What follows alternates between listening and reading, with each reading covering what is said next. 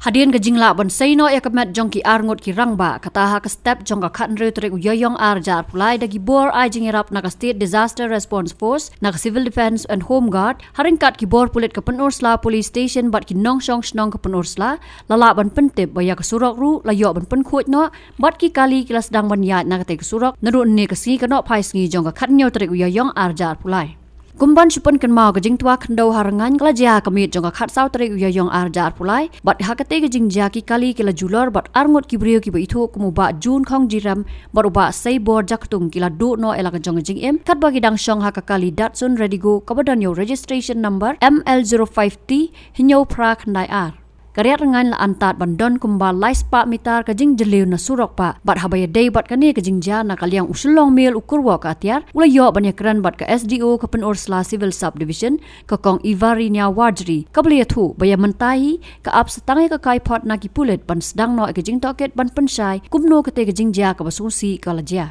So kabadi kong mentah bamantang idang ai tang ka post information report mo. Okay. It's been watched with you but ini usi juga penulis lah. Ya bamantang tinggal ai hati ka investigation kanya na kalian jadi polis bede kata. Ti nang ta pada ti yang bamantang ka clearing of the road katanya. Ti ti nomor ba ka kamsilan ni sindiat nomor ba kam mo. Kadang ru ka jing keno ko bang ba mensua ki ka tu ka ni singi bola don ru ka jingwan ban bu dor khas ne ban pentip sepi ban komplain lo jo misal bisa ko office jong pi ka hatu ka di jing sisa kata ing hapet sini mar haduk mentang ampat itu kita ka siti dong ta komplain dengan ngin pet ya kata mo pak ha tikidon nem ki seng phalang do ni kendu ipi ha swa ban ja ti jing ja siti or ki